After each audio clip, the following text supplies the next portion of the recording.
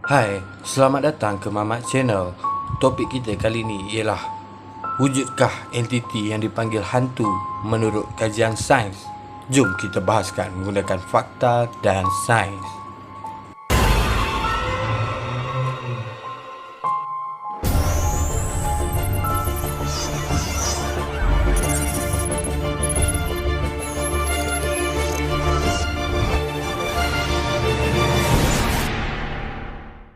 Kita sering dimomokkan dengan kisah-kisah seram berunsur paranormal yang dikaitkan dengan kewujudan entiti yang dipanggil hantu.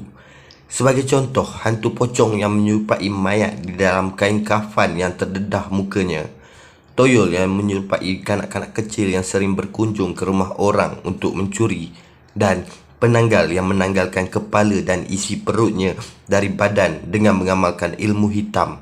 Persoalannya, wujudkah makhluk-makhluk tersebut atau hanya sekadar dongengan tempatan? Sebagai contoh, kisah penanggal pernah dibukukan di dalam Hikayat Abdullah yang ditulis pada tahun 1845, di mana Sir Stamford Raffles sempat membaca isi kandungan tersebut dan hanya tertawa dan bukanlah ketakutan. Begitu juga dengan orang Melayu jika melihat hantu Cina yang melompat-lompat dengan tangannya di hadapan. Namun, reaksi yang berbeza pula kita dapat lihat jika masyarakat Melayu umumnya bercerita tentang pocong yang melompat-lompat. Itu bukan lagi hal lucu, tetapi menyeramkan. Semua kisah dan kewujudan hantu pula hanya wujud mengikut lingkungan tempat. Hantu yang wujud di Nusantara hanya pernah dikisahkan di wilayah Nusantara, manakala kisah hantu yang wujud di Barat tidak pernah pula muncul di Asia. Apakah pergerakan hantu-hantu ini terbatas kerana tidak mempunyai pasport? Atau mungkinkah kisah-kisah hantu ini hanyalah dongengan tempatan?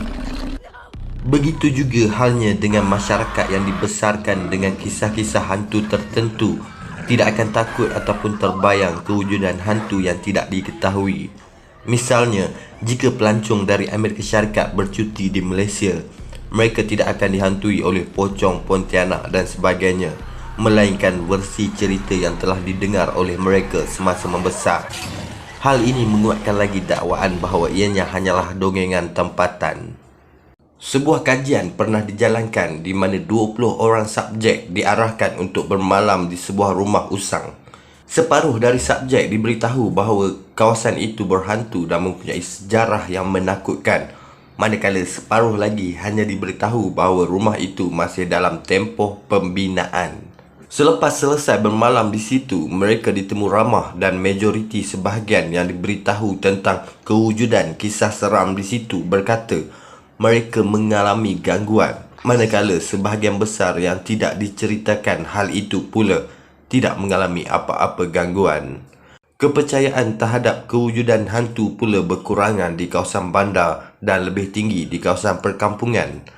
Hal ini kerana kisah-kisah seram ini selalunya dikaitkan dengan kegelapan, kesunyian dan hutan belantara. Namun, tidak dinafikan setiap manusia yang percaya atau tidak percayakan kewujudan hantu pasti memiliki rasa takut terhadap elemen yang tidak diketahui. Hal ini kerana otak manusia sememangnya takut pada sesuatu yang tidak diketahui dan akan berusaha melukiskan gambaran jika terlihat sesuatu yang meragukan. Sebagai contoh, bentuk asap, cahaya dan bayang-bayang. Anda pasti pernah terlihat awan yang berbentuk wajah manusia dan rupa bentuk haiwan. Hal ini terjadi kerana otak manusia yang selalu mencari pattern dalam hal yang random. Manusia juga tidak berevolusi untuk hidup berseorangan melainkan secara berkumpulan ataupun bermasyarakat. Jadi, untuk terpisah dari komuniti dan masyarakat dilihat sebagai sesuatu yang luar kebiasaan. Jadi, ianya mungkin juga adalah hasil evolusi cara hidup manusia itu sendiri. Hakikatnya, tiada siapa pernah ternampak kelibat hantu di siang hari, di tengah-tengah bandar dan di dalam keramaian.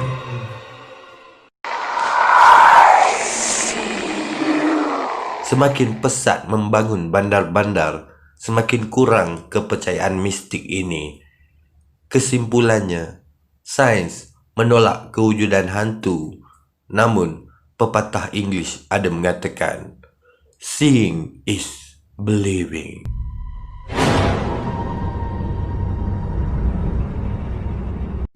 Episod akan datang di Mamat Channel.